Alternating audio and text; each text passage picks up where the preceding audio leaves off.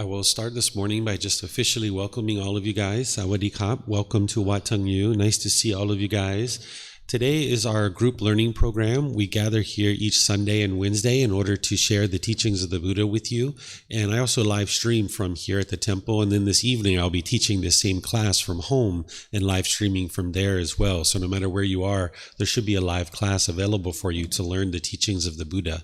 We use this first book of the book series. It's over there on the bookshelf. It's called Developing a Life Practice, the Path That Leads to Enlightenment, where each Sunday I go chapter by chapter in the book and help students to understand the foundational teachings of what it takes in order to develop your life practice, in order to move the mind to this enlightened mental state. What enlightenment is it's a mind that is peaceful, calm, serene, and content with joy. You no longer experience any discontent feelings. So the anger, sadness, frustration, irritation, annoyance, guilt, shame, fear, boredom, loneliness, shyness, resentment, jealousy, even the slightest displeasure is eliminated from the enlightened mind. So there are certain teachings that you need in order to train the mind to move to that enlightened mental state.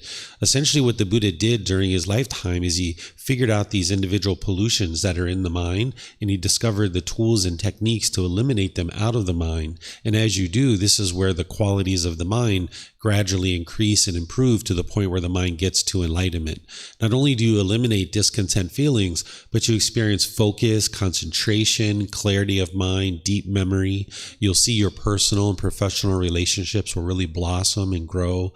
You'll notice that you're not even in a bad mood anymore by the time you get to the enlightened mental state. So there's meditation that you need in order to train the mind to get to this enlightened mental state, but it's not just meditation that you need in order to get to enlightenment. So you couldn't meditate your way to enlightenment, but you wouldn't be able to get to enlightenment without meditation either. So I start each one of these classes with meditation, and then afterwards we move into some teachings to be able to help you understand the path to enlightenment. So I'd like to welcome you guys here, guys online that are joining us. Welcome. You guys will be able to ask questions as we go throughout our class today. If you're here at the temple, we have microphones here in the white bowl that you can just turn on with the little switch. That way the people online will be able to hear your question. And for those of you guys online, you can ask your questions by putting it into Facebook, YouTube, or Zoom. Or in Zoom, you can electronically raise your hand and ask any questions or follow-up questions directly. So I'd like to invite you guys to join for meditation. I'll just give you guys a little bit of a summary in terms of getting into meditation, and then we'll just do it together so you can experience it. The style of meditation that I'm going to share with you guys today is the primary form of training that the Buddha used. It's called breathing mindfulness meditation, and this addresses some of the significant challenges in the mind and helps you to develop certain wholesome qualities that you need on your journey to enlightenment. So we start in either the seated, lying, standing, or walking positions. These are the four positions that you can use for meditation because your body's not going to be able to permanently be in the same position all the time. Oftentimes, people are learning in the seated position, either on the floor, in a chair, or something like this. If you're on the floor, you might have some cushions under your rear. Some people like to have multiple cushions because that gets your hips up in the air and it lessens the angle as in the ankles and allows the circulation to flow. You'd like your legs to just be kind of lightly crossed, not real tight, because you'd like the circulation to be able to flow. So if you need any extra cushions or if you need a chair or anything like that, feel free to help yourself with that. The hands and the arms, you put your right hand over your left with your thumbs together. This is what the Buddha did, and if you'd like to do this, you're welcome to.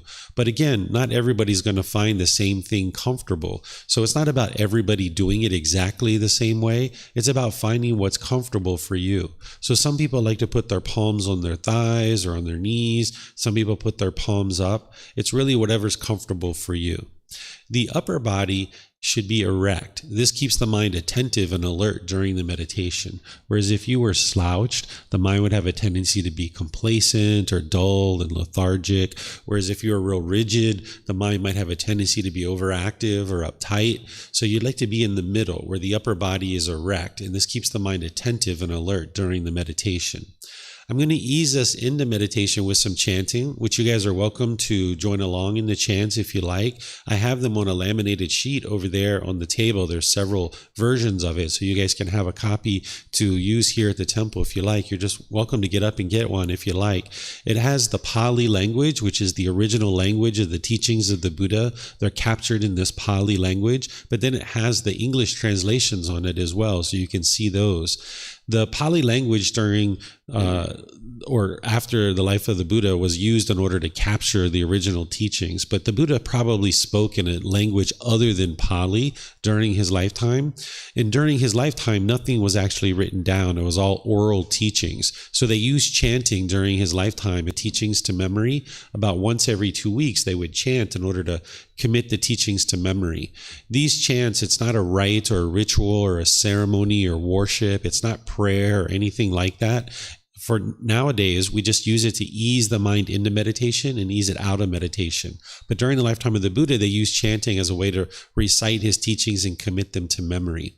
I suspect that these chants weren't even created by the Buddha, because as you'll read, if you see the translations, that there's a lot of respect and admiration for the Buddha himself. And a Buddha doesn't walk around teaching people to bow down to him and respecting him and all these kinds of things. He would have had respect for other people, and because he respected other people, that respect came back to him. And he helped people without any expectation of anything in return to move from this unenlightened state where the mind's angry and sad and frustrated and all these other discontent feelings to being peaceful and calm and joyful for the rest of their life. And he didn't want anything from the people. He just helped them to learn the teachings that it took in order to get to that enlightened mental state. So if somebody did that with you, you'd probably have an enormous amount of gratitude and appreciation for that person. And I suspect that's why they created these chants, as a way to show their gratitude and appreciation. Either during his life or maybe even after his death, they might have created them. So I chant these as a way to ease us into meditation. And you guys are welcome to join along. I teach you guys these in different courses and retreats that I share. So if you guys attend any of those, you can learn how to actually do it little by little. And I even have videos and podcasts and things like that where you can learn these as well. Once we do the chanting and we ease into meditation, I'm going to provide some guidance to be able to help you to understand how to meditate and what to do while you're in meditation. But then there's going to be a period of time where I'll just be quiet. We'll just all be meditating here at the temple, and those of us online will just be meditating together. And then after we meditate, then we'll come out of that with some chanting as well. As you're meditating, you might hear an occasional car or a dog or something else in the space that you're in. And when you hear these sounds are all impermanent. They're not permanent. So what you do is you just bring your mind back to the breath. You hear in meditation, as I guide you, that you just focus on the breath, and anytime your mind moves off the breath, you cut that off and bring the mind back to the breath. So we'll do this together, and then after meditation, we'll move into some teachings to be able to help you guys understand the path to enlightenment further.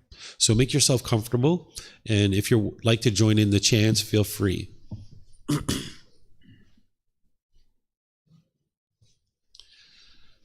Arahang Samma Sambuddho Mahakeva Wat Tung Kevanhang Apivatemi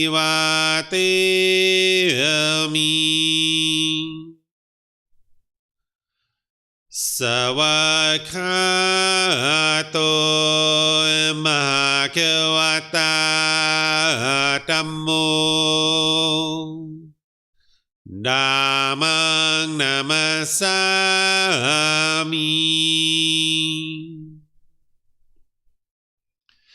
Supatipano Mahakavato Savaka Sangho Sanghang Namami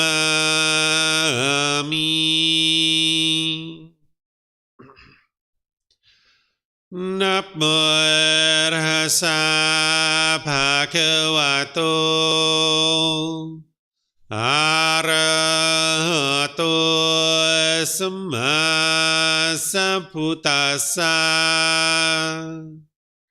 นะโมตัสสะภะคะวะโต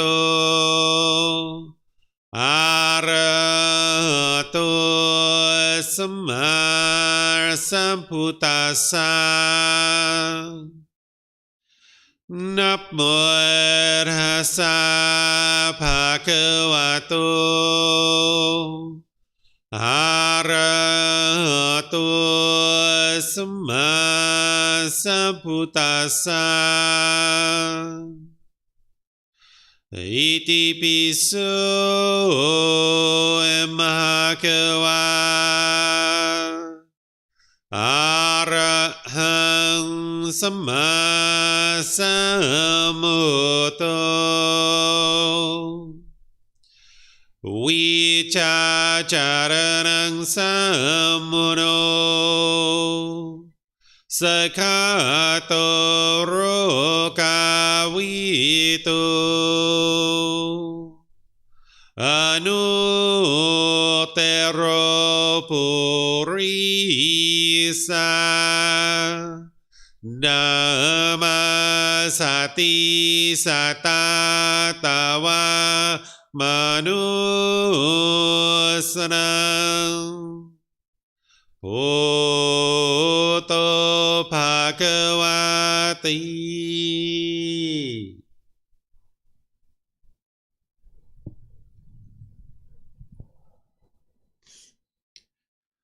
Okay, with the lower body and hands and arms comfortable, and the upper body erect, just close the eyes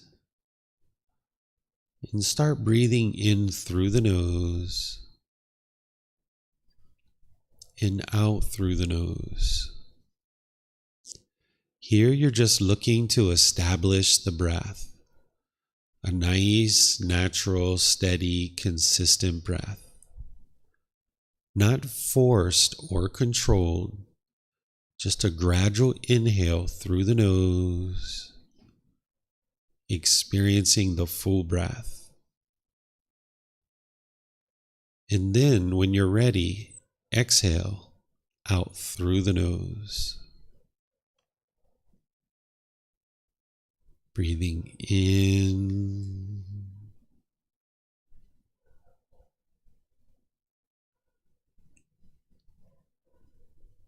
and out.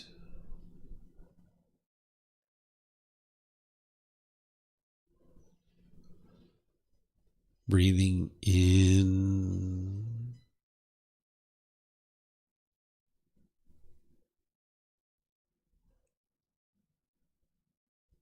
and out.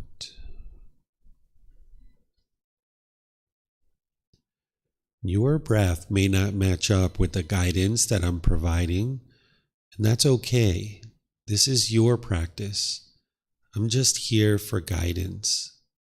You can use this voice as a reminder that whenever you get to the next inhale, breathing gradually through the nose, establishing a nice, natural, steady, consistent breath. And then, whenever you're ready, exhale out through the nose. Breathing in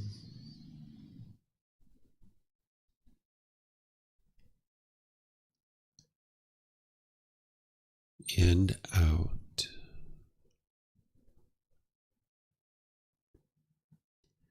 Breathing in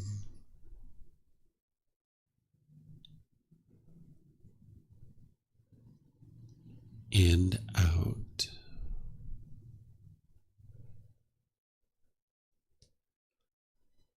With the breath well established, start fixating the mind on the breath, either the sound of the breath coming into the nose or the sensation of air moving over the skin into the nose. The breath is the present moment. Fixate the mind on the breath, the present moment. Breathing in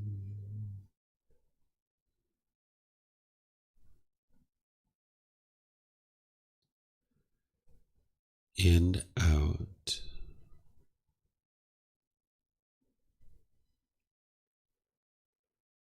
Breathing in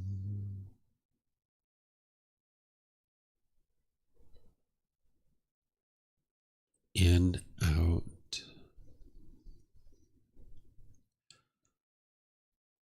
With the mind fixated on the breath, whenever you notice that it moves off the breath, cut that off, let it go, and come back to the breath, the present moment. No need to observe the thought, label it, judge it, analyze it, or even try to figure out where it's coming from. Just wherever you notice that the mind is moved off the breath, cut that off, let it go, and come back to the breath, the present moment. Breathing in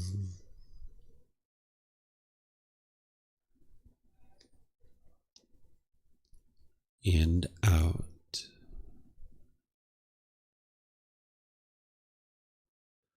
Breathing in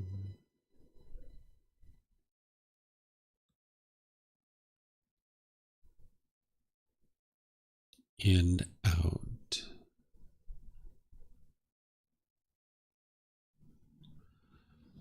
I'm going to be quiet now and let you do this work of focusing on the breath, cutting off and letting go anytime the mind moves off the breath. You have nowhere to go. There's nothing to do. No one needs you right now. This is your time to focus on the breath.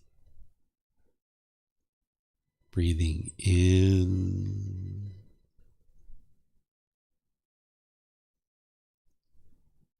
and out.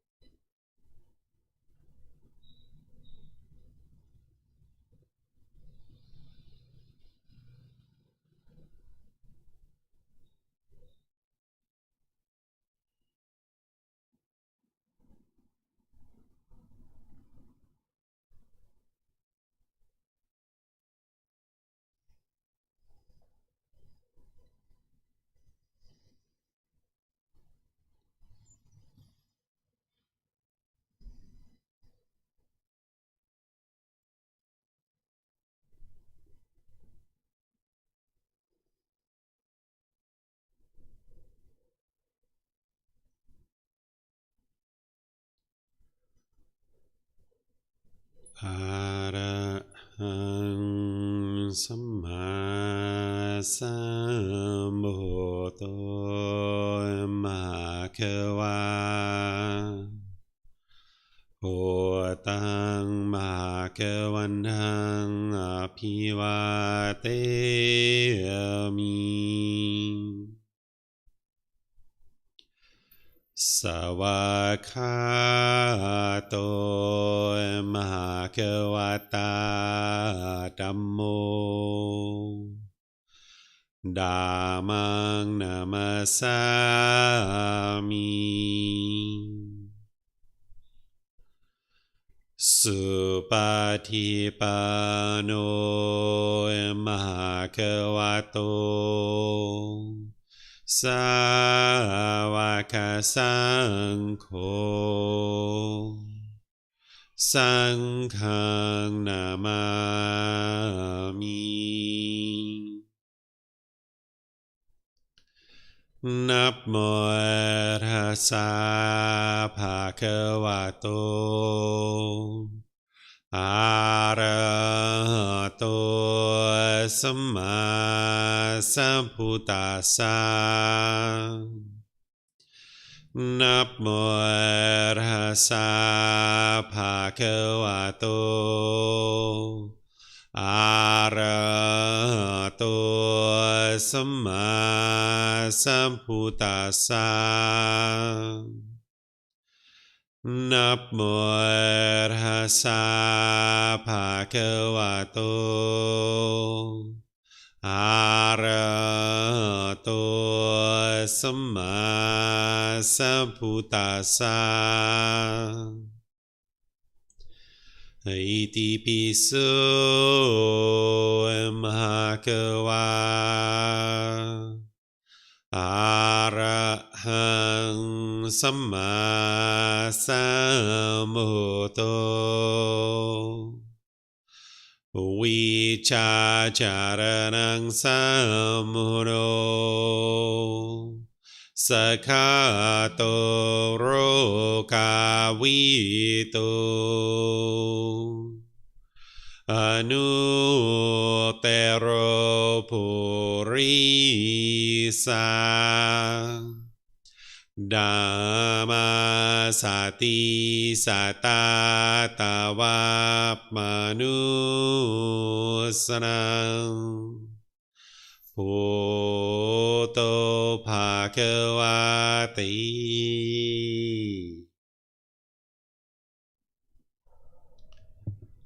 Okay, if you guys would like to slowly make your way out of meditation, I will just once again welcome all of you guys, including those of you guys that joined us since we started meditating. Welcome to Wat Tung. Welcome to those of you guys online. Today we're in chapter 10 of our book, Developing a Life Practice, The Path That Leads to Enlightenment. This chapter is titled, What is Merit? That's the topic of today's discussion and our time together. But this topic in the entire group learning program in this book, it's laid out in a certain way to help an individual gradually develop their practice from the beginning all the way through to developing a nice foundation. So I'd like to revisit something that I talked about 2 weeks ago and then even last week to help you understand how it connects into what we're going to be discussing today. And this will help those of you guys that weren't even here maybe 2 weeks ago or last week. 2 weeks ago, I shared a topic called the 3 poisons or the 3 unwholesome roots or the 3 fires. These are 3 high-level problems that the Buddha discovered in the unenlightened mind. This is craving, anger, and ignorance, or the unknowing of true reality. These are referred to as poisons or unwholesome roots or fires, because at a high level, this is what's keeping the mind trapped in the unenlightened state, where it's continuing to experience anger and sadness, frustration, irritation, annoyance, guilt, shame, fear, boredom, loneliness, shyness, resentment, jealousy, displeasure, stress, anxiety. All of these feelings that are being experienced is based on these pollutions that are in the mind. These go into more detail, called the 10 fetters. Some people call them taints or pollutions, but at a high level, we call them the 3 poisons or the 3 unwholesome roots. What craving is, this craving, desire, attachment, wants, and expectations. The mind is longing and yearning. It's chasing after something, thinking that something external is going to provide some kind of lasting satisfaction. It's like the unenlightened mind thinks that the next new shiny object waiting around the corner is going to provide some kind of lasting satisfaction. So the mind will chase and chase and chase. So it might be a new pair of shoes or new jewelry or new house or new job or friends or a boyfriend or girlfriend or some other thing that the mind is chasing after, thinking that this thing is going to provide some kind of lasting satisfaction or lasting fulfillment. So the mind will chase after this thing. If you've ever been in the mall and you've seen something like a new phone or a new computer or new pair of shoes or something like this, and you're like, oh, I just got to have that. Yes, yes, yes, yes, yes, yes, yes. This is craving, desire, attachment. And because of this, when the mind is chasing it, sometimes you're going to get what you want and you're going to get pleasant feelings. But these are called conditional pleasant feelings. They're conditioned. They're based on some condition. So if you see it's sunny outside, you might be happy. This is a conditional feeling, that the mind is basing its inner feeling of happiness on some condition, like it's sunny outside. But because this condition is impermanent, meaning not permanent, when that sun changes and it rains, you might be frustrated or irritated or annoyed because the mind's not getting what it wants. And the mind is doing this not just with the weather in some cases, but maybe with your bank account or your job or friends or family. You're wanting something from these individuals or from this situation, and the mind thinks that if it can just get what it wants, it will experience this lasting satisfaction. But because the mind is basing its inner feeling on some condition, that condition is not permanent, so your feeling of happiness isn't permanent in the unenlightened state. And when you don't get what you want, oftentimes the mind moves to this anger or hatred or ill will or this frustration or agitation, annoyance. This is the second poison or unwholesome root. And what happens is the mind feels these painful feelings, and you'll either push people away. This is called aversion, where you falsely think that those painful feelings are coming from somebody else. So you'll push that person away, or you'll push the situation away, thinking that that's going to solve the problem. But it doesn't solve the problem because you just get angry or irritated about the next thing.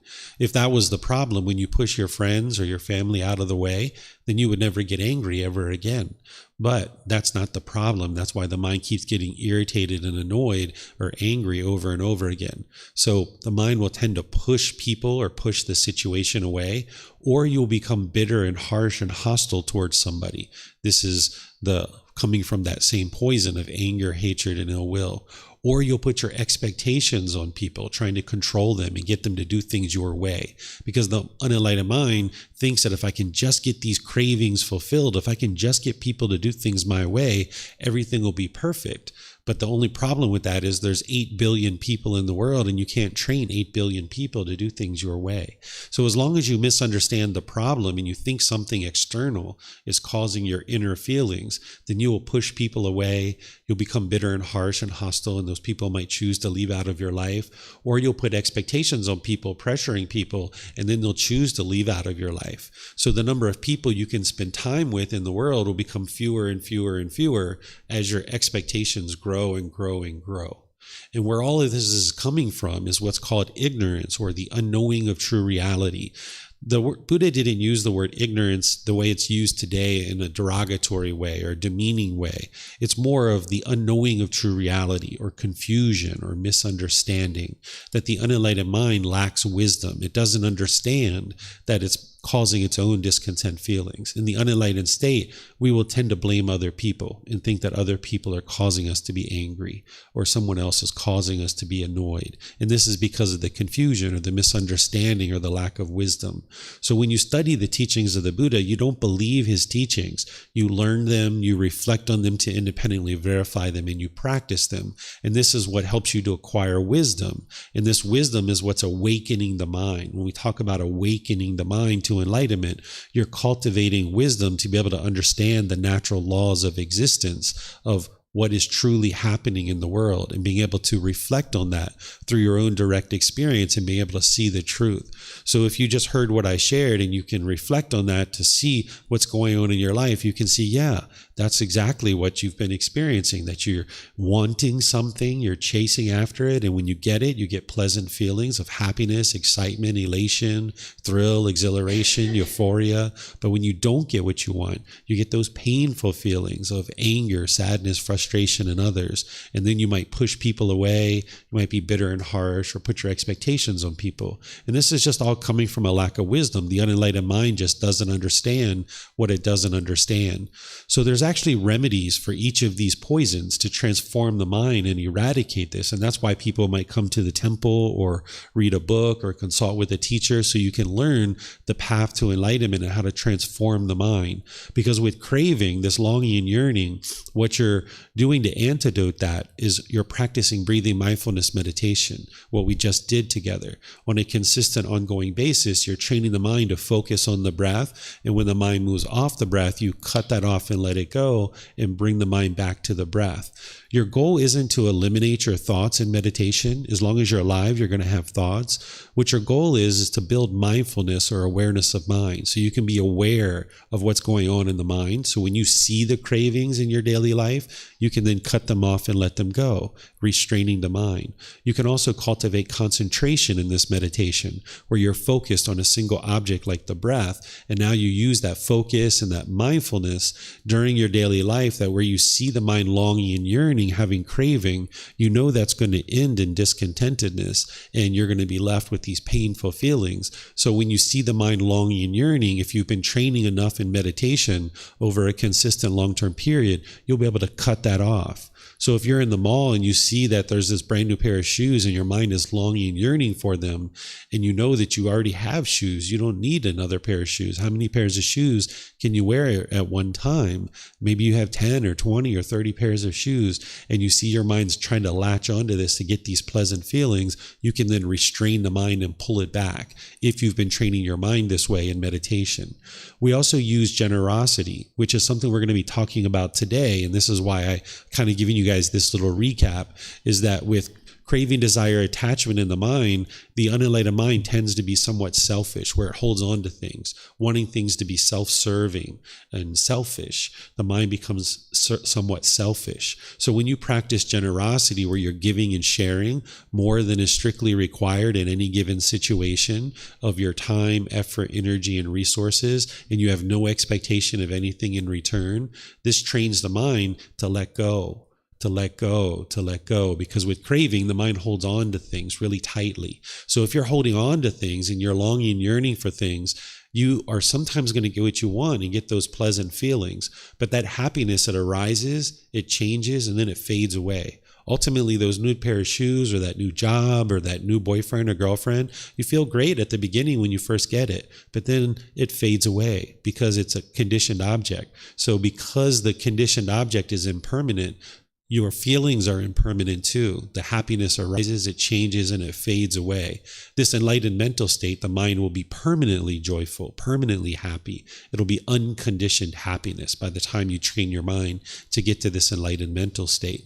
So it's breathing mindfulness, meditation, and generosity that's training your mind to let go.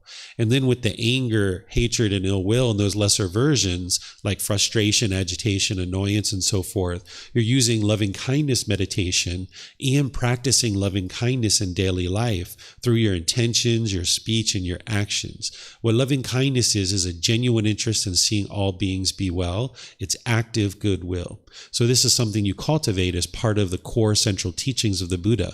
And then ultimately what you're doing is you're working to cultivate wisdom, to antidote that ignorance or the unknowing of true reality. And you do that through learning, reflecting, and practicing. And that reflection is to independently verify the teachings. This is how you get to wisdom, because you independently verify it. So the teachings of the Buddha aren't believe a whole bunch of things and then hope something good happens when you die. Instead, you're learning now, you're reflecting now to independently verify the teachings, and you're practicing them now in this life. So you're experiencing the results now in this life. You're experiencing the peace and the joy starting to come through in the mind as you're eliminating more and more of the pollutions and getting those out. You'll see more and more of the brightness and the radiance of the enlightened mind shining through. So this is a little bit about the 3 poisons or the 3 unwholesome roots or the 3 fires.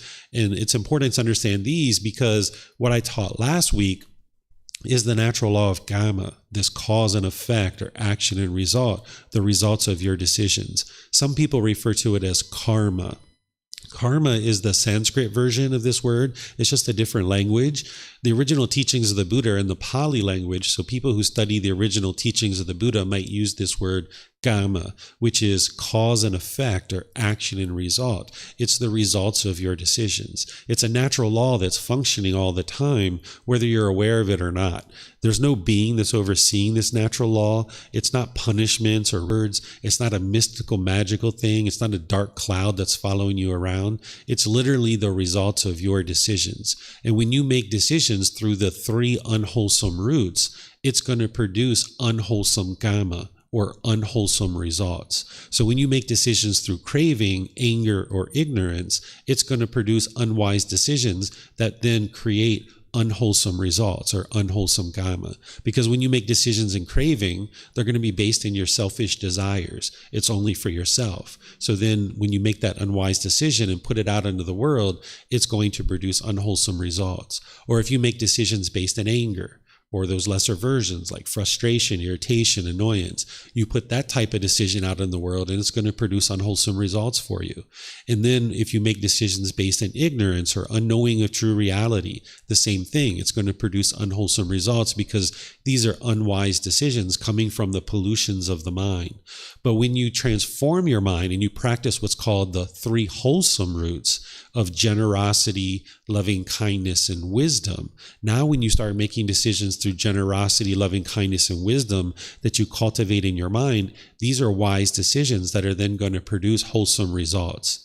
The core central teaching of the Buddha is called the Eightfold Path. This is something that you learn as part of your journey on the path to enlightenment, using the original teachings of the Buddha, the original words of the Buddha. And then this is your life practice that you gradually dial in these 8 things in your life. And as you do, you get better and better quality performance out of the mind.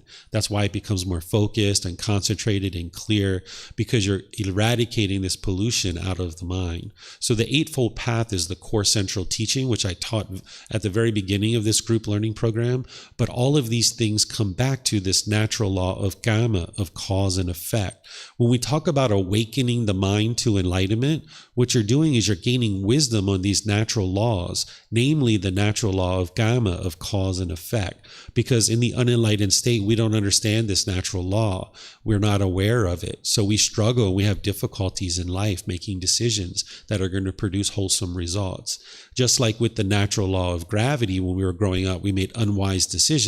We fell down, we hit our head, we knocked over glasses and broke things and stuff like this because we lacked wisdom of this natural law. But now we've fully awoke to this natural law of gravity, that we understand it. So we make wise decisions and it produces wholesome results. We tie our shoes, we can ride bicycle, we can look at the surface of the sidewalk and make sure that we're not falling down the way we did as a child. So we awoke to the wisdom of this natural law of gravity. And just like the natural law of gravity doesn't get turned on and turned off, and it affects you whether you are aware of it or not, and there's no being that's overseeing it. The same thing is true about the natural law of Kamma, that nobody turns it on and turns it off. Whether you're aware of it or not, it's still affecting you, and there's no being that's controlling it. It's just the result of your decisions. So when you gain wisdom on this natural law and you function through generosity, loving kindness, and wisdom, you'll see more and more improvements in your life because you're making decisions through these wholesome qualities. But there's training that needs to occur for the mind to be able to function more and more through generosity, loving kindness, and wisdom. And that brings us to the topic that we're going to be discussing today, which is what is merit. Because merit is actually a particular type of wholesome Kamma that you're producing as part of practicing generosity. This is chapter 10 in the book that I share, volume 1, Developing a Life Practice, The Path That Leads to Enlightenment. Merit is the giving and sharing of more than is strictly required in any given situation, your time, effort, energy, and resources. And then you're doing this in order to help the teachings of the Buddha to continue to be shared in the world. So when people are interacting at a temple or they're interacting with a teacher, they will sometimes make offerings to be able to support the teachings to come into the world so that more and more people can gain the benefit of learning and practicing the teachings of the Buddha. And this is something that people practice as part of their practice of generosity. In order to get to enlightenment, you're going to need to practice generosity to train the mind to eliminate craving, desire, attachment. And you can be practicing generosity with anybody in your life, whether it's your parents or your siblings, your coworkers, somebody you don't even know. You can be practicing generosity. You can be walking into a store and you're holding the door for that person behind you to let them in. This is generosity because you're sharing your time, effort, energy, and resources more than is strictly required without any expectation of anything in return. But when you're sharing your time, effort, energy, and resources to help the continuation of the teachings of the Buddha, we call this merit. It's a specific type of generosity, and we also would refer to this as wholesome Kamma. So I have this chart or this diagram that I created as a way to help you understand the difference between generosity and the difference between merit. Because merit is generosity, but there's also generosity that isn't merit. So if you're developing your life practice to develop generosity, you're going to need to be able to give and share with different people. And you're going to need to do that in the middle way. Whereas if you have craving, desire, attachment to share and practice generosity, you'll deplete your resources and you won't have what you need for your basic needs in life. But also, if you were indifferent and you never practiced generosity, your mind would have a certain amount of selfishness that is existing in the mind, and your mind's holding on to things very tightly. So you'd like to come to the middle where you're practicing generosity in giving and sharing with the people around you. This will help you to recognize this interconnectivity between all beings, and that things that you do in life aren't just for your own selfish desires, that you do things in life that are for the benefit of others, not only benefiting yourself. So when you're practicing generosity, you need to ask yourself this question: was this an offering to a teacher to support the continued sharing of Gautama Buddha's teachings, helping others to attain enlightenment? And if the answer is no, it's not, for example, you're just holding the door for somebody to go in, then there's benefit. This is generosity. It's helping you to eliminate craving, desire, attachment, and it's helping you to develop this wholesome Kamma in order to make your way to enlightenment, because you're eliminating this craving, desire, attachment in the mind. And this is beneficial. You're going to need to practice generosity with different people in your life, and you can do that based on your own decisions. But then if you're practicing generosity and it was to support a teacher or a temple or the sharing of the teachings of the Buddha, the answer is yes. Well, the benefit is yes, it's eliminating craving, desire, attachment. You're helping people to gain access to the teachings of the Buddha, and you're generating these wholesome results or this wholesome Kamma in order to progress forward on the path to enlightenment. Some people might refer to merit nowadays. They might call it like paying it forward. This is a common phrase that I hear amongst people talking about generosity. They'll say, okay, something that they're experiencing today, they might make some kind of offering to pay it forward so that other people can benefit from what it is that they're experiencing right now. So essentially for 2,500 years, since the lifetime of the Buddha, people have been practicing generosity so that the teachings can make their way into the world more and more. And now, 2,500 years later, you're able to experience the learning of the teachings of the Buddha because of this 2,500 years of practice of generosity. So for example, like this temple that you're at right now, at one time this land would have been owned by a Thai person, and then they would have donated it and said, here, I would like to give this to the community as a way to build a temple. And these temples are then created by generosity. People are practicing merit in order to not only donate the land, but donate the supplies and the time and the effort to build the buildings and construct the buildings, to maintain them, and all these different things. And now Thailand has this vast network of temples all throughout their country. There's over 40,000 temples in Thailand where people can walk in, like you guys have walked in here, and it's a community center. It's a place to learn and grow and develop and understand the teachings. And this helps you in your life to be able to understand the teachings and then go out into the world and experience improved results. And these centers that have been created all throughout the country, it's kind of like a self-funded mental health network where people can go into a temple and get help for however they would like. They can find somebody like me or an ordained practitioner or somebody, and you can sit down and talk with that person and then get the help that you need to deal with your challenges in your career or your family life or some other challenge that you're having in life. You can talk with somebody to be able to help you.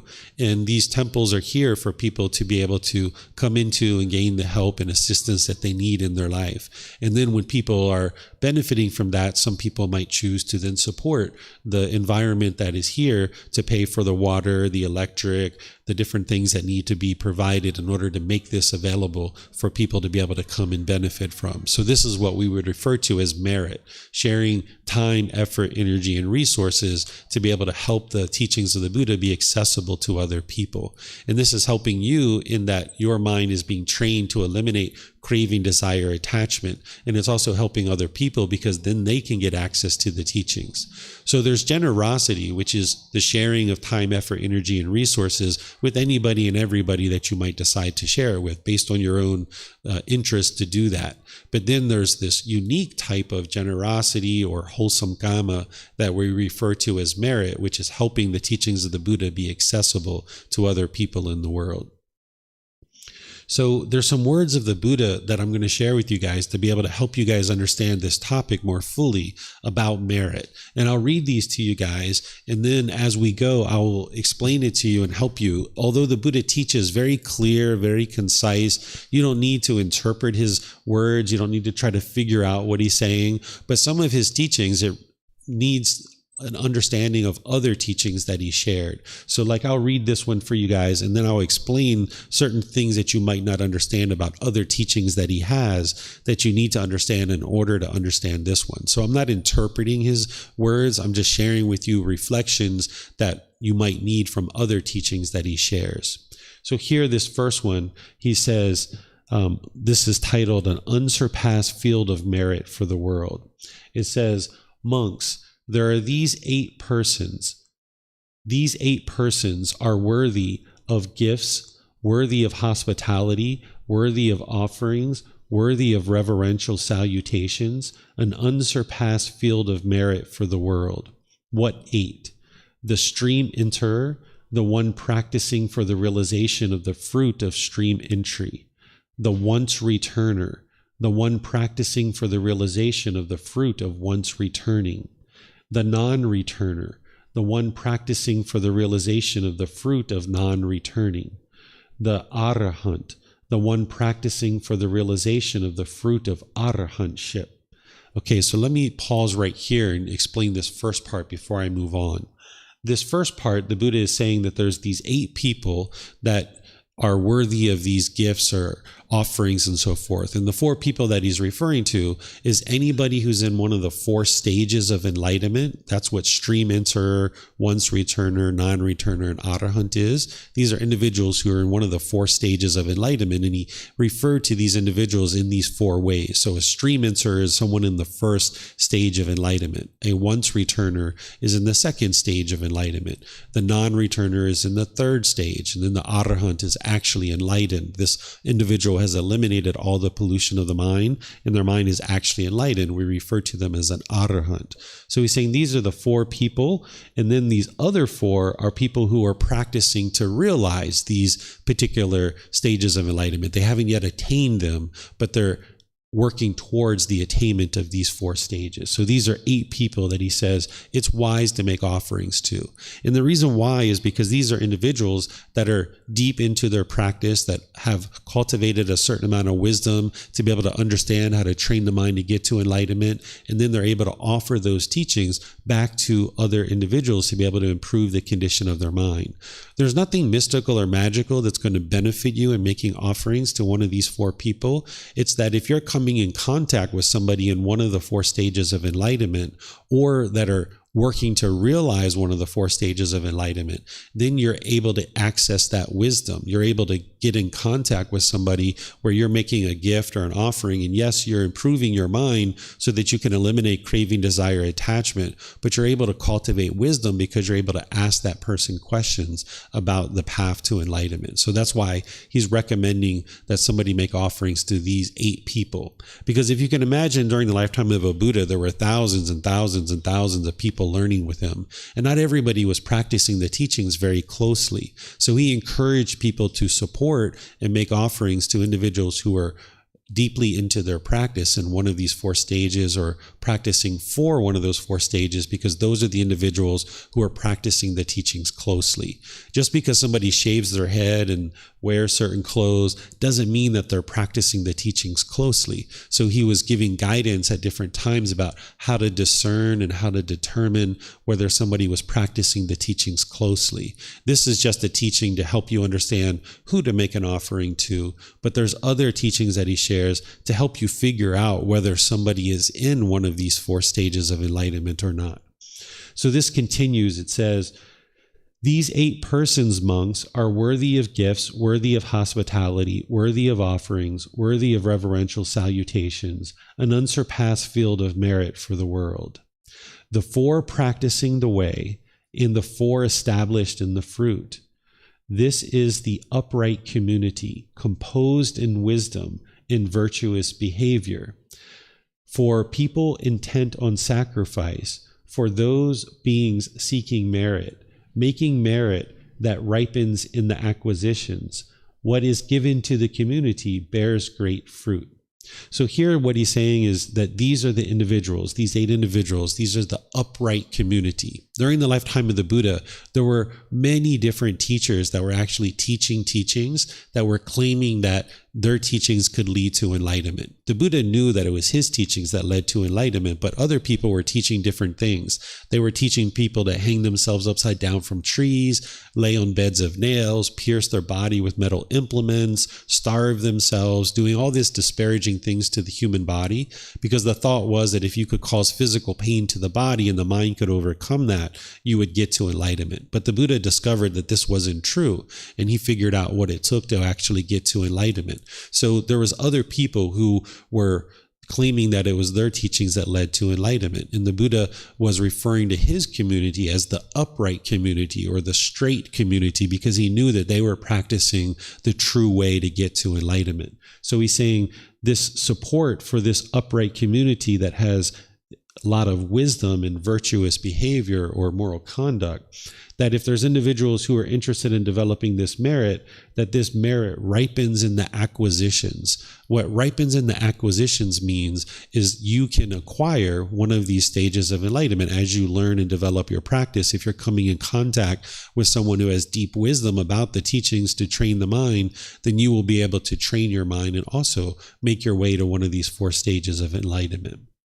So here he's saying that what is given to the community bears great fruit. The reason why is because when you're supporting a community like a temple or a teacher, the benefit of that comes right back to you. The way that the individual should practice who is receiving offerings or donations from a community is that they should use a little bit of that for their own needs, like their food, their water, their clothing, their shelter, their medical care, and things like this. But also they should be donating some of that back to the community in terms of making things available, making teachings available, like meditation cushions and chairs and water and books and resources to be able to learn and things like this. There's this mutual support between the teachers and the temples and the students to be able to learn. That you won't find people here in Thailand that are pocketing a whole bunch of money. During the lifetime of the Buddha, he was a prince. He was destined to become a king. He was very rich and very wealthy. He stepped away from that in order to pursue the journey to enlightenment and ultimately discovering the teachings that lead to enlightenment. And then he just lived his life based on donations of food and clothing and water and shelter and medical care. So he didn't teach this in order to enrich himself. He was already very wealthy way as a member of the royal family, and he stepped away from that. He was teaching this because he observed his own mind that he practiced an extensive amount of generosity during that lifetime and previously in other lifetimes as well. And that's what helped lead him to enlightenment. So he was sharing with you what it took for him to get to enlightenment, and then inviting you to choose to do that for yourself if you like. So he's not trying to convince you to give him money or any kind of particular thing. He's just teaching you what he did in order to get to enlightenment, which is practice generosity. And that's an important practice to train the mind to eliminate craving, desire, attachment. For him to practice where he was sharing teachings for 45 years without any expectation of anything in return, he didn't charge people for what he was teaching them. He just taught whoever had a sincere interest in learning, and part of that teaching is generosity. It's just one part of many aspects of his teachings. So this is a particular teaching where he's helping you to understand the individuals to practice merit with. Then here, let's just talk a little bit more about merit and generosity, that practicing generosity helps a practitioner to eliminate this craving, desire, attachment, which is the cause of discontent feelings. Anytime you're angry or frustrated or irritated or any other discontent feeling, this is coming from your mind's craving, desire, attachment. The mind is causing its own discontent feeling. So by eliminating craving, desire, attachment, you eliminate discontentedness. And by eliminating this discontentedness, getting to enlightenment, not only do you experience the peace and joy for the rest of this life, but there isn't rebirth coming back into the world over and over and over again to experience continuous rebirth. And this is a topic that you usually study later in your development on the path of enlightenment in terms of the cycle of rebirth. It's not something that you learn right up front, but it is another teaching that you can independently verify. You may not know how to independently verify it right now, but there's independently verifiable evidence that you can see that the cycle of rebirth is 100% true. And as you develop on the path, you can learn about this so that you can then independently verify it, because you're never interested in believing anything related to the teachings of the Buddha, including the cycle of rebirth. But just know that by the time the mind gets to enlightenment, not only will you be experiencing the peace and joy, but you won't experience continuous rebirth in the world over and over and over again. So the mind eliminates the selfishness through practicing merit and generosity. You also develop this confidence in the Buddha, the teachings, the community, helping you to eliminate what's called doubt. These three poisons or three unwholesome roots, they go down into what's called the 10 fetters. These are 10 individual pollutions, a more detailed description of what's going on in the mind, which is a deeper level of detail than just the three unwholesome roots or the three fires. These 10 fetters, a fetter is like a shackle around your ankle with a chain and a ball that's keeping you trapped. They used to use this to keep prisoners in a particular place. So the Buddha referred to these 10 fetters or these 10 pollutions or defilements or taints that are keeping the unenlightened mind trapped in this state. So one of the pollutions that he discovered is what's called doubt.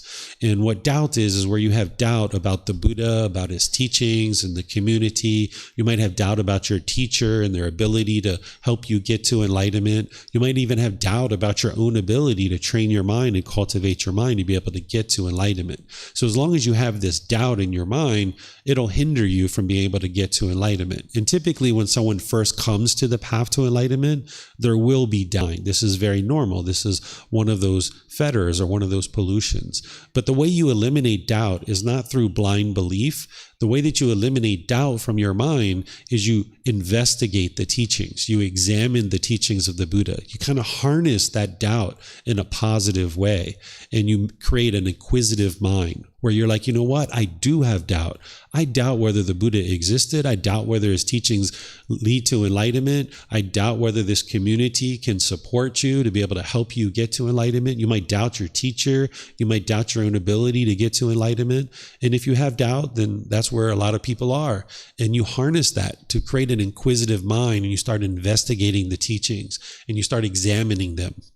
And as you do, you start reflecting on them to independently verify whether they're true or whether they're false. And then you start practicing the teachings. And then as you practice the teachings, you'll start noticing that you're transforming your mind, and more pollution is coming out of your mind. You'll start noticing the peace and joy starting to come into your mind more and more. You'll start noticing your personal and professional relationships really improve and they really blossom. And you'll get to a point where ultimately you'll have no doubt that these teachings are leading to an improved condition of your mind and an improved condition of your life. And that's through your own work to investigate and examine the teachings and then practice them. And ultimately you'll get to a point of various places in the world in Buddhist communities. As people might teach you that as you're practicing merit, that you can transfer the benefits of this to somebody else. And this isn't actually true. This is a misunderstanding of the teachings of the Buddha.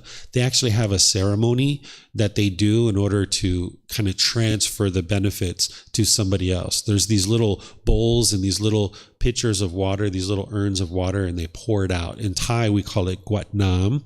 So when you make an offering to a temple or to a teacher or to an ordained practitioner, they might have you go get one of these little urns of water and pour it out while they do some chanting. And they say, you're now transferring the benefits of that good deed that you just did to your dead relatives or to somebody else. But if you understand the benefits of practicing merit, which is improving the condition of your mind to eliminate craving, desire, attachment, then you understand you can't transfer this to somebody else. It's not possible for you to transfer this to somebody else. And what you're really doing is you're making the teachings available for other people to be able to gain access to the teachings. And that's where the real benefit to other people is coming in. But people oftentimes believe these types of things, and you might see rites or rituals or ceremonies or worship that are being associated with the teachings of the Buddha.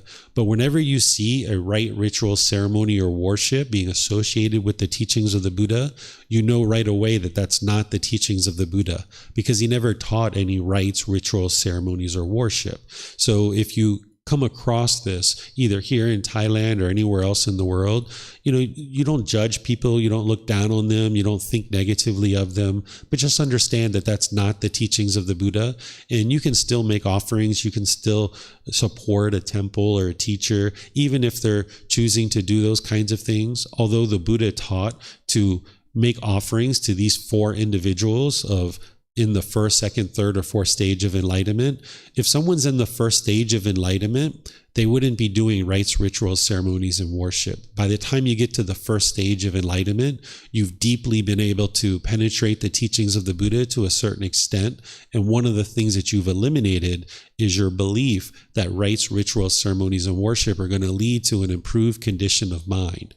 Because if you understand the teachings of the Buddha, that it's this unknowing of true reality, or this confusion or misunderstanding that's leading to the complications in one's mind, and that it's wisdom that is going to antidote that and address that and fix it and resolve it and remedy this. Well, if it's wisdom that's going to help improve the condition of the mind, there's no rite, ritual, ceremony, or worship that is going to produce wisdom in your mind.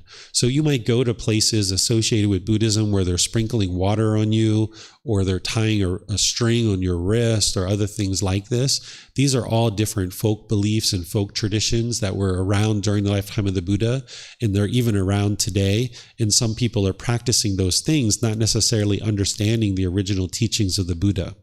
You might think that every temple and every practitioner, every teacher is studying with the original words of the Buddha, but this isn't actually true. The original teachings of the Buddha are in 45 large volumes of books that are about this big, and the average person doesn't have access to these, even the average temple, because it's very costly to print them out and to be able to access them. Nowadays, what we've done is we've consolidated these 45 books, and they're in these 13 books that I share with you guys, that I share, and I give them away for free, that if you download it on the internet from our website, you can access it for free. You can take that file and you can go print it if you like, or if you like the printed versions, we just ask that you reimburse us for the printed cost. And you can get them here at the temple, or you can get them online through Amazon. And now we can make the teachings available to a wide audience so that more and more people can get access to them, because for so long, these teachings haven't been accessible. But now with modern technology, we can give them away for free, where all throughout history, it was very costly and very expensive to be able to duplicate and replicate the books. So the vast majority of people throughout history didn't actually study with the original teachings of the Buddha. So for over 2,500 years, the teachings have been gradually changed and changed and changed and changed, either overtly or without understanding that that's what people were doing. And as soon as you change the teachings of the Buddha, they're not going to actually produce enlightenment. So it's important to study with the original teachings of the Buddha, because you'll enter into environments that are Buddhist temples or venues that are sharing things that are somewhat Buddhist, and you might think that they're actually Buddhist teachings, but they may not be. And by you studying the original teachings of the Buddha, you'll know what are the teachings and what aren't the teachings. So this is one thing that you'll see, is that people will oftentimes have some kind of little ceremony they will do around offerings and merit. And this isn't something that the Buddha taught, but it's something that you might see. So let's share some more with you guys on the original words of the Buddha, so you can see what he actually taught on this topic of giving and sharing and producing merit. He provides guidance to be able to help you to be able to make offerings in a way that is going to be beneficial for you and beneficial for others. And he's teaching you here about how to purify your offering and ensure that you're offering in such a way that helps your mind. So here he's saying, for the someone who's donating, or the donor, he's saying that you should practice these three things. That before you give, your mind should be joyful. And then while you're giving, the mind should be calm and confident. And then after you give, your mind should still be joyful. Here he's talking to a female, so he's using the pronoun she, but you can apply this to any gender that you would like. So if your mind is joyful before giving, it means that you've put some thought in the offering that you're going to make. And then while you're making an offering, your mind is calm and confident while you're actually making the offering. And then afterwards, your mind is still joyful. Whereas if after you made your offering, you're like, oh, I didn't give enough, I should have gave more. You're having remorse, right? Maybe you didn't think about your offering well enough. Or maybe you make an offering, you're like, oh, I gave too much. Why did I give so much? I shouldn't have given that much. Now your mind is still remorseful. So the Buddha is helping you to see that your mind should be joyful before giving and after giving. And in the act of giving, your mind should be calm and confident while you're giving. And then he talks about the person that you give the offering to, a recipient. They should either be free of craving, anger, and ignorance, meaning that they're actually enlightened, or they're practicing for the removal of craving, anger, and ignorance. This is an individual who's deeply on the path to enlightenment. I've been in different environments where, you see ordained practitioners smoking cigarettes or hitting animals or kicking dogs or animals or gambling or things like this. These are individuals who aren't practicing for the removal of craving, anger, and ignorance. They're still involved in certain cravings and desires and longings and yearnings. And we're not judging those individuals and looking down on them, but the Buddha teaches you to support people who are deeply on the path to enlightenment. Because if you are supporting a teacher or an ordained practitioner who is smoking or gambling or doing some of these other unwise things, then that means your offering that you make is going to go to support that.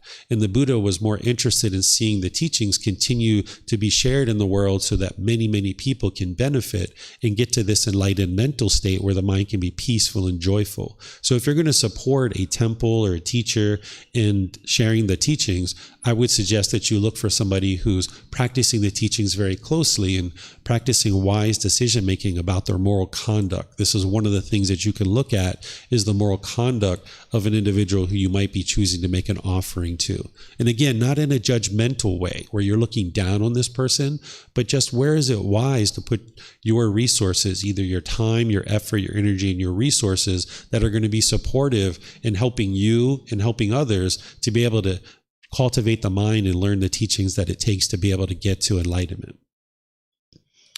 Here's some teachings that I share with people in order to understand some of the ways that you can actually practice beyond just the Eightfold Path, which if those of you guys that have been studying with me for a little bit of time, you might have learned the Eightfold Path with me, which is a very detailed core central teaching that you would need to learn.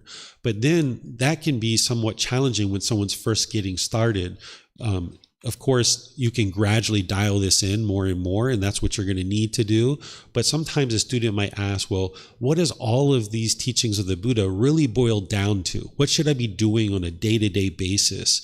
Well, the Buddha taught this, and we refer to it as the way of practice. He teaches, what should we be doing on a day-to-day basis in order to help you to actually get to enlightenment? For you as an individual, what can you be doing on a day-to-day basis to make your way to enlightenment?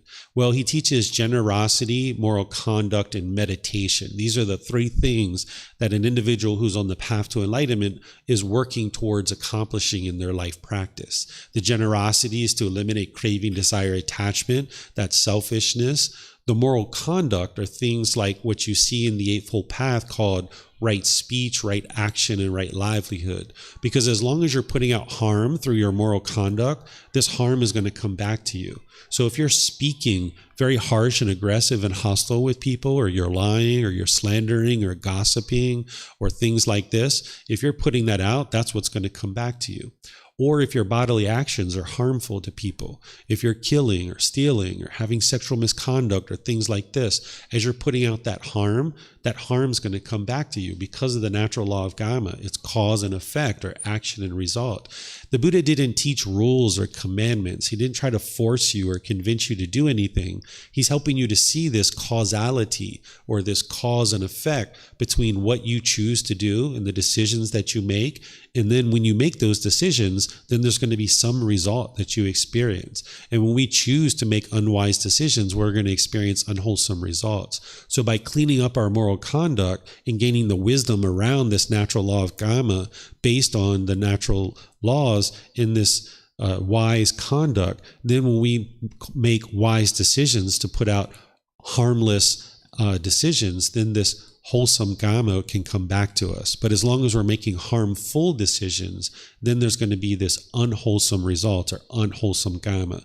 So we don't necessarily know, because of the unknowing of true reality and confusion and misunderstanding in the mind, this ignorance, that we don't understand the natural law of Kamma in the unenlightened state. So we might think we have all the best intentions and the best actions in the world. And then when you put those things out in the world and you experience unwholesome results, you'll be confused as why these things are occurring in your life. So when you understand the teachings of the Buddha more and more closely, he's explaining to you this natural law. And one of those things that he's explaining to you about is this moral conduct around your speech, your actions, and your livelihood. What a livelihood is how you choose to sustain your life. So like your career or your occupation, what you choose to do in order to acquire your basic necessities like food, water, clothing, shelter, and medical care. Because as long as you're causing harm through your livelihood, like say you're selling drugs, or you're selling weapons, or you're doing human trafficking, or prostitution, or things like this, you're causing harm in the community. And there's various things that the Buddha guided you to be able to see that if you sustain your life in this way, that you're causing harm to others, and now your harm's going to come back to you. And he gives you guidance to how to create a livelihood that's going to be wholesome and wise. But then ultimately the decision is yours. It's up to you what you choose to do in your life. But he's just providing you the guidance to be able to see this natural law more and more closely. So that's the moral conduct part. And then there's this meditation, which is this dedicated, active, purposeful training session to either eliminate certain unwholesome qualities or cultivate certain wholesome qualities. And you're doing this on a consistent, ongoing basis. You'd like to build up your practice to 2 or 3 sessions per day. This isn't something where somebody usually will start with that necessarily. You start wherever you start. But ultimately, you would like to build up your practice to 2 or 3 sessions per day for 30 minutes or more. And it takes about 6 months, a year, even 2 years to build up to that point where you're meditating that consistently. But that's where you're going to see the most benefit as you gradually build up your practice. So this is something that people are doing on a consistent, ongoing basis, on a day-to-day basis. We call it the way of practice, that you're gradually building up your practice of generosity, moral conduct, and meditation.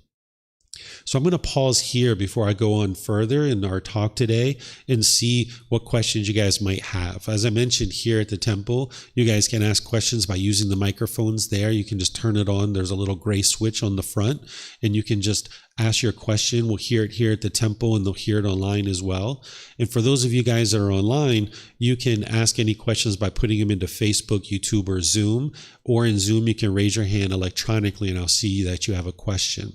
And then also, for those of you guys here at the temple, if you haven't been here before, there's a bathroom in the back of the room, the very last door on the right. You're welcome to use it at any time and get up and use the restroom.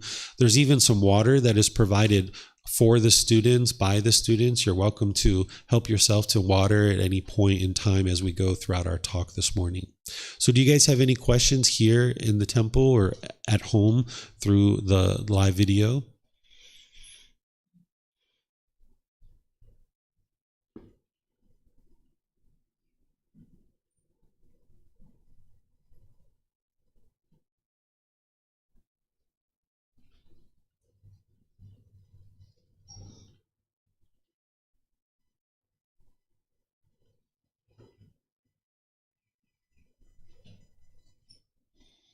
Okay, it looks like Kushi has a question.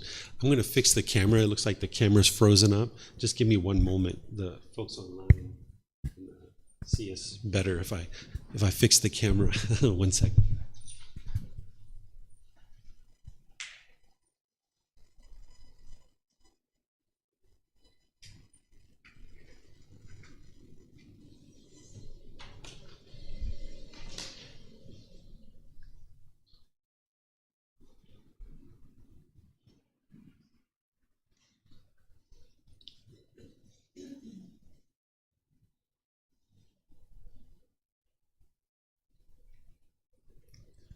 Okay, go ahead, Kushi. So we talked about 8 individuals. 4 are the stream enter, non-returner, arahant, and one more. The 4 stages of enlightenment. And what are the other 4? So there's the stream enter, once returner, non-returner, and arahant. Those are the 4 stages of enlightenment. And then the 4 practicing the way. So what that means is someone who's practicing to attain stream entry. They haven't attained it yet, but they're in the process of attaining the first stage of enlightenment.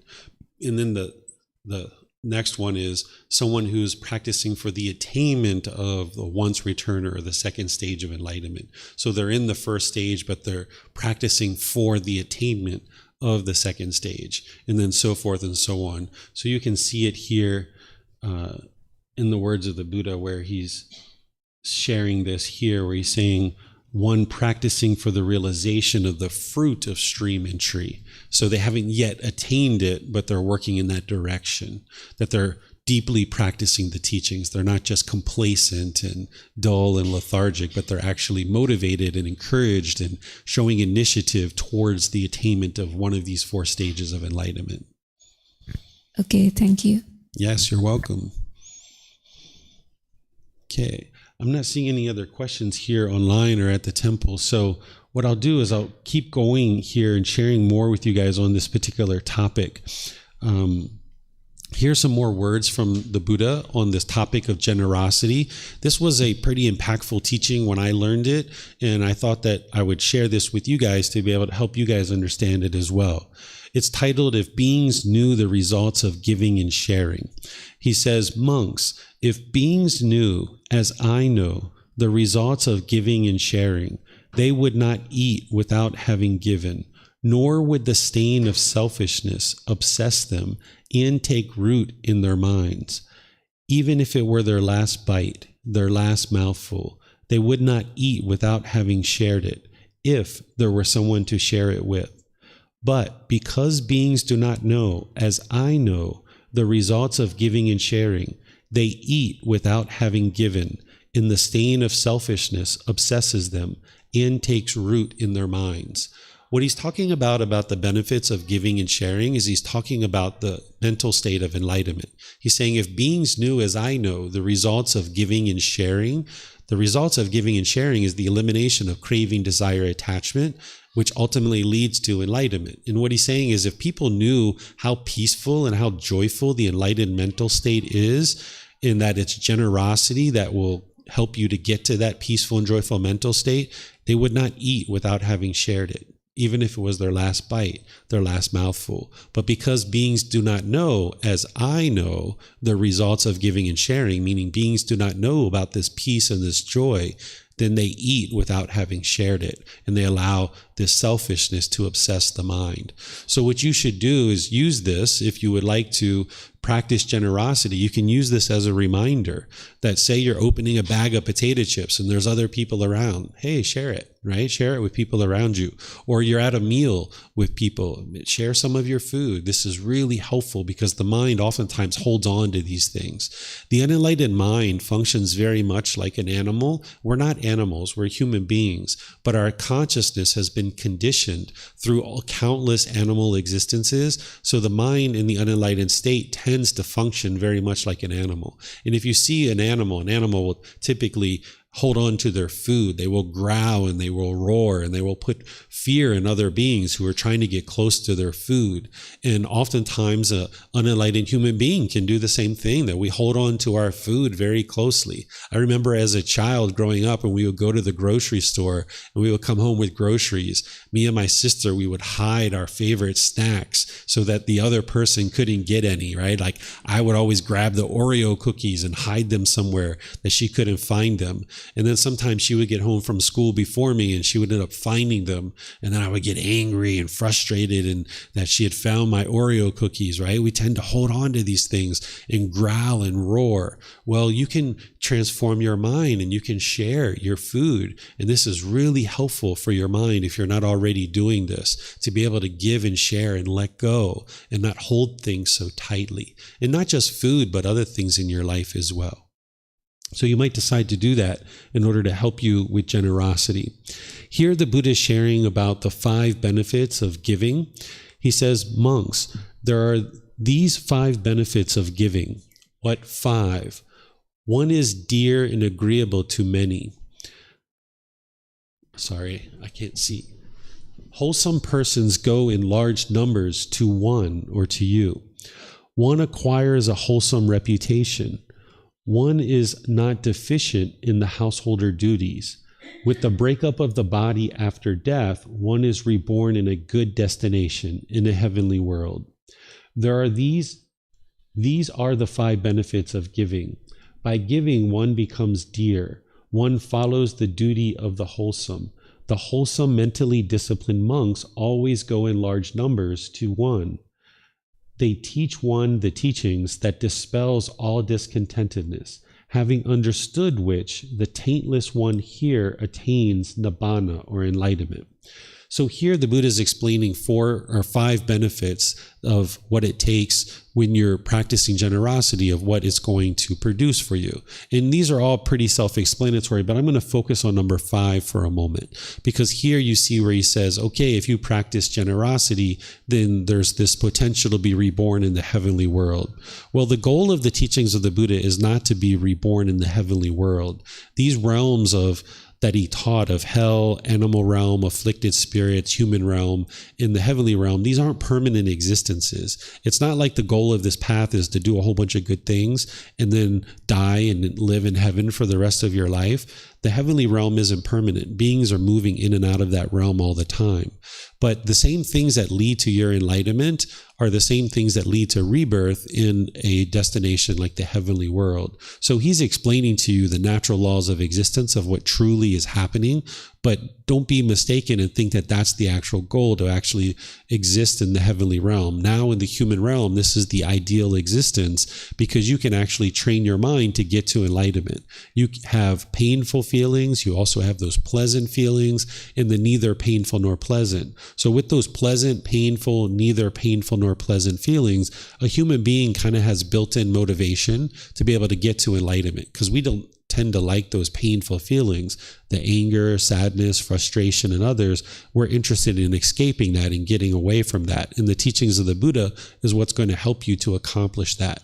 In the heavenly world, those beings only experience pleasant feelings. They don't experience the painful feelings, or neither painful nor pleasant. So they tend to be complacent in the heavenly realm, and they don't actually develop their mind and actually get to enlightenment. But they're still stuck in the cycle of rebirth. They still need to be working to get to enlightenment. So oftentimes, because of their complacency, they are reborn into other realms, and ultimately they continue in the cycle of rebirth. So the ultimate goal isn't to get to the heavenly world, but he's just teaching you true reality of what's going to actually transpire. So if you did all this work in this life to get to enlightenment and you fell short of that for any reason, there's the potential to be reborn in the heavenly world and get to enlightenment there. There's also the potential of being reborn back into the human world and then continuing on your journey to be able to train your mind and get to this enlightened mental state. But the ultimate goal would be to get to enlightenment in this life. And you'll be able to know that your mind is doing that because you'll see more and more peace and more joy coming into the mind as you're making your way to enlightenment. And by the time you actually get to enlightenment, it will be 1 year, 2 years, 3 years. You haven't experienced any anger, any frustration, even the slightest displeasure is eliminated from the mind. You're always in a good mood by the time you get to enlightenment. And you'll know that this has occurred because it'll be 1 year, 2 years, 3 years, and you'll be experiencing that mental state. But the same things that lead to this enlightened mental state also lead to this rebirth in the heavenly world if somebody falls short of enlightenment. But not everybody who falls short of enlightenment is going to be reborn in the heavenly world, but it's just a potential that can occur. And that's why the Buddha is describing that here so that people understand. So here, these are the benefits that he's talking about, is that you're dear and agreeable to many people. Wholesome persons go in large numbers to you as you practice generosity. That one acquires a wholesome reputation in your community. And then that there's this, you're not deficient in householder duties. So while the Buddha is explaining the benefits here, when you're practicing generosity, you shouldn't have the expectation that these things are going to occur, any of these 5 things, because the mind's still having craving if you're having an expectation when you're practicing generosity. But the Buddha is teaching you this so that you understand the natural law of Kamma, so that if you're practicing generosity and then you start noticing these things are occurring, this is how you independently verify the teachings that they're true. You can see for yourself that if you're a very generous person, you'll see that you'll have lots of friends. You have lots of people that are willing to spend time with you because you're a very generous person with your time, effort, energy, and resources. So this is helping you to be able to see the natural law of Kamma, but you shouldn't expect these things to occur. Because if you expect something and then it doesn't happen, you're going to be discontent. But these things will happen as you develop your generosity. But as you're practicing generosity, you can't even have the expectation that somebody's going to say thank you. If you've ever been out and you've been shopping and you held the door for somebody and you had the expectation that they were going to say thank you and they didn't say thank you, you might have gotten irritated or annoyed or frustrated, right? That's because of your expectation, your craving, your desire. So you would like to get to the point where you don't even have an expectation that someone's going to say thank you for your generosity, that you just do it because you know it's enhancing your mind and it's a wise decision. And that's ultimately how you get to a practice of this pure generosity. Here, the Buddha is sharing, I just realized, I'm sorry, for those of you guys that are on Zoom, I haven't been sharing my visual aids here. Let me switch over and share those.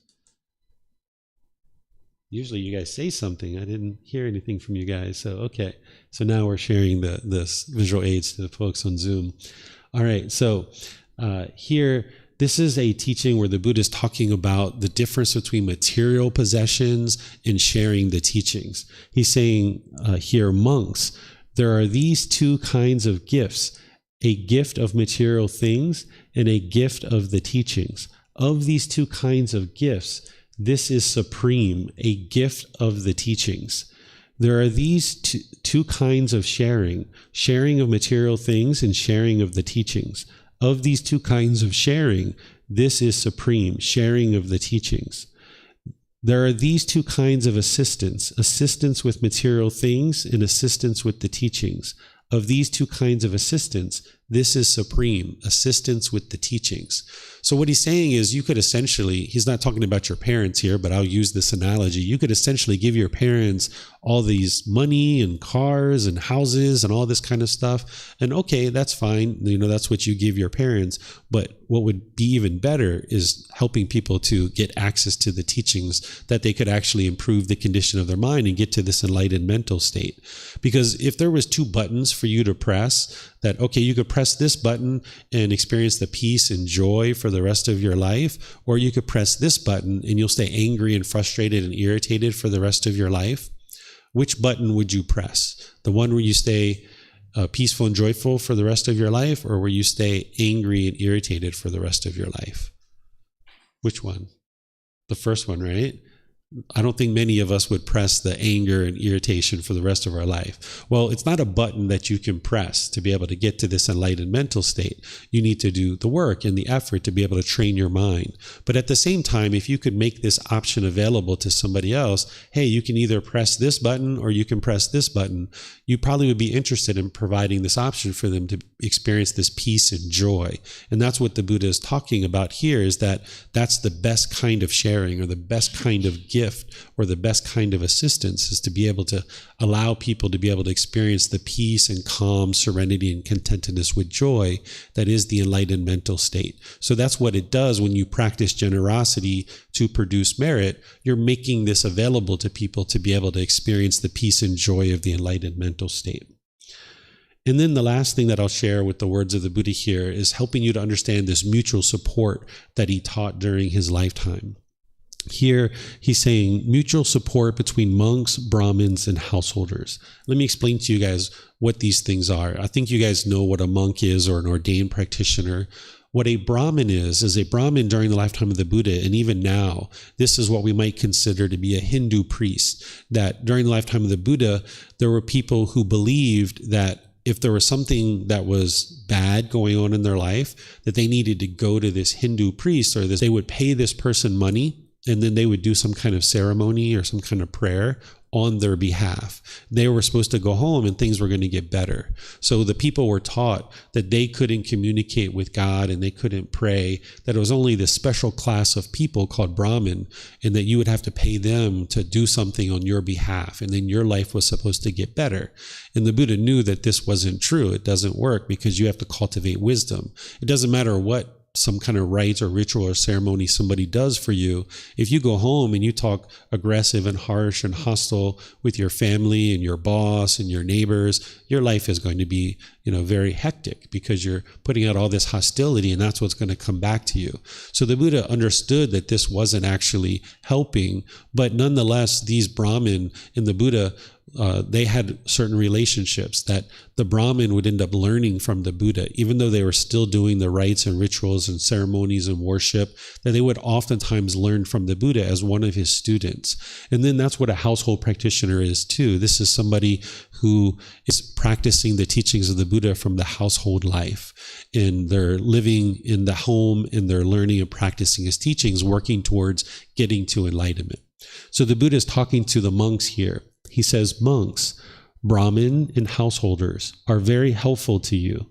They provide you the requisites of robes, alms food, lodging, and medicines in time of sickness. And you monks are very helpful to Brahmins and householders as you teach them the teachings that are good in the beginning, the middle, and the end, with the correct meaning and wording. And you proclaim the spiritual life in its fulfillment in complete purity. Thus, monks, this spiritual life is lived with mutual support for the purpose of crossing the flood and making a complete end of discontentedness. So what he's talking about is this mutual support, that by a community of people supporting a teacher or monks or ordained practitioners or a temple, those individuals are now providing these people, the ordained practitioners or teachers, the opportunity to deeply get into their practice and train their mind and cultivate wisdom, that they're not having to get another career, they're not holding on to certain things in worldly life. They're just deeply getting into the teachings of the Buddha and cultivating their own mind. And then those teachers or ordained practitioners are sharing the teachings back with the household practitioners or here, the Brahmin, in order to help them to improve their life. So if these teachers or ordained practitioners were working on the side and had a career and doing these kinds of things, they wouldn't necessarily have the time and energy to be able to then share the teachings in the way that somebody could if they kind of let go of their career and then deeply get into the teachings of the Buddha.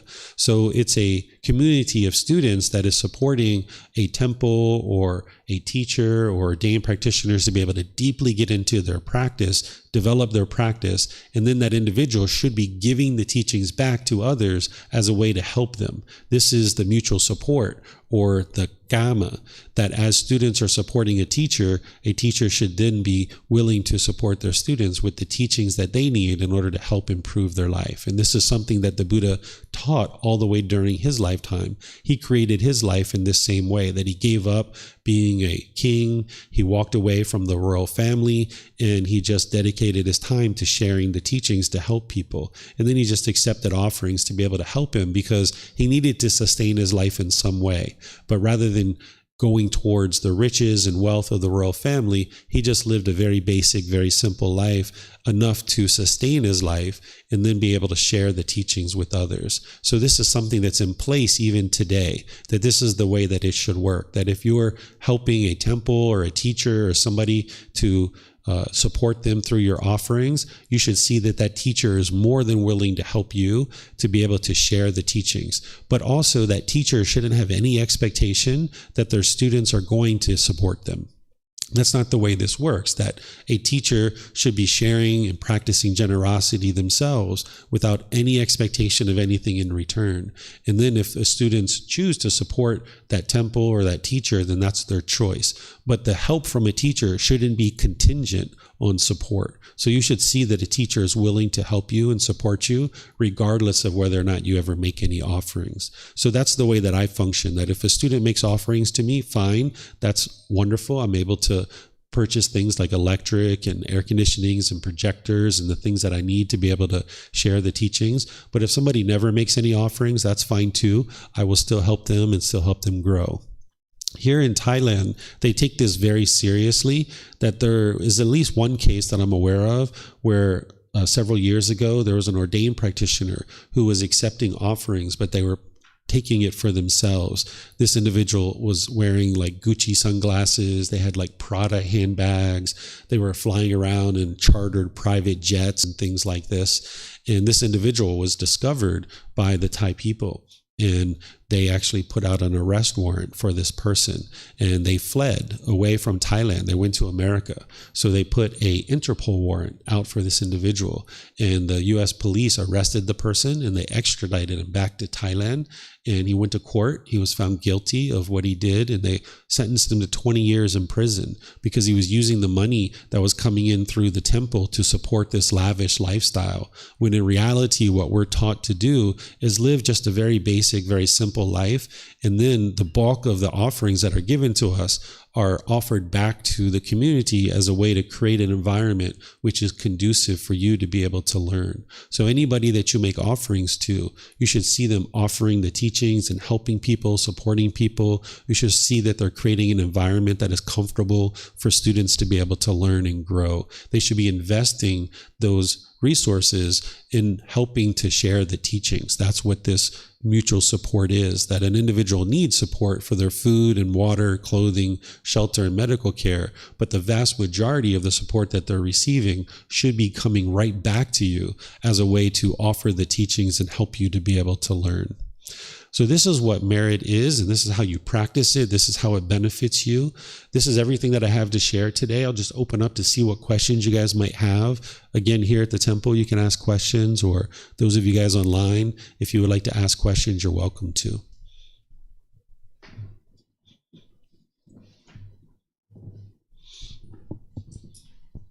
Sure, go ahead, Samantha. Morning. I had a question about a slide 2 or 3 back about the 3 things, material versus, yes, that one. So in general, generosity and merit, would merit, say, when be more superior to generosity in the fact that it has a more lasting effect because you can help more people with the teachings, or are they both equally needed in the world? Yeah, so merit would be a higher quality of generosity, because but you're going to need to practice generosity as well. So if you held the door for somebody and helped them to go into a store, this is helpful for you. It's helpful for that one person as well in that situation. But when you're practicing to cultivate merit, you're not only accomplishing the same thing where you're eliminating craving, desire, attachment, but you're now making the teachings available for a wide audience of people, which is going to have long-lasting effect. So it's a much higher quality of generosity. You're welcome.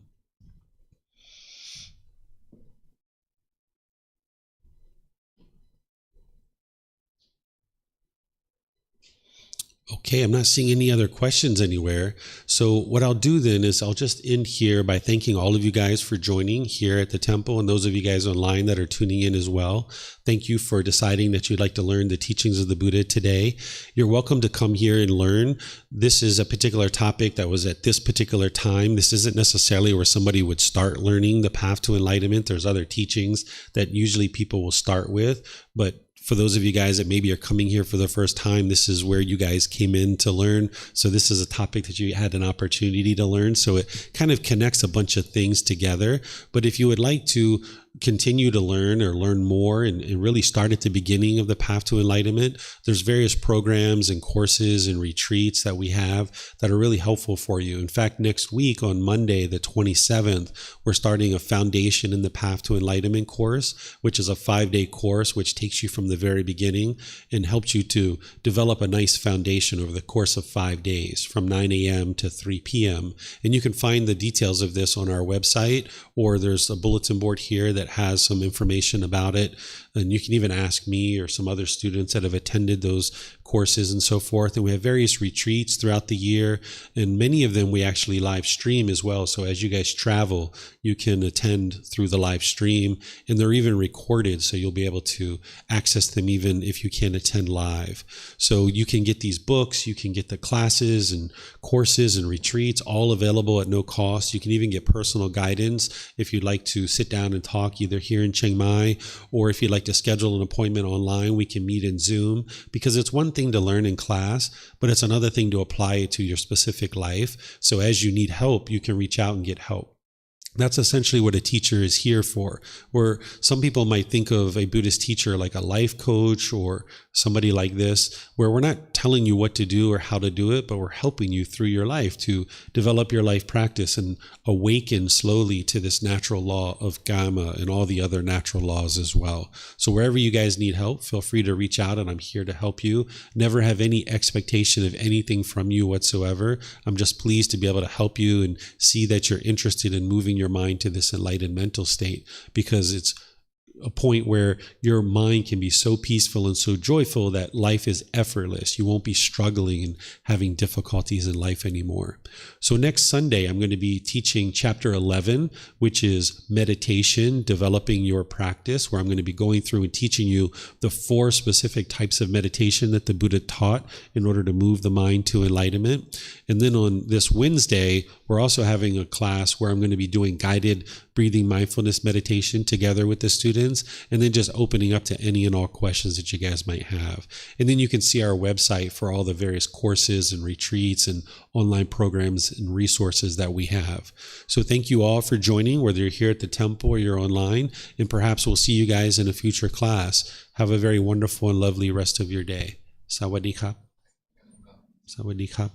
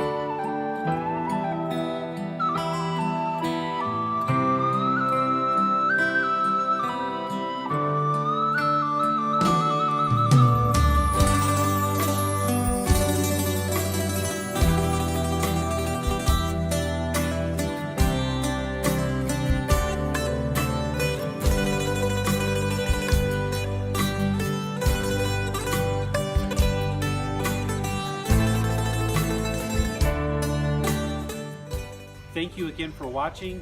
Enjoy your meditation. Look forward to seeing you online and answering any questions that you might have. Thank you so much.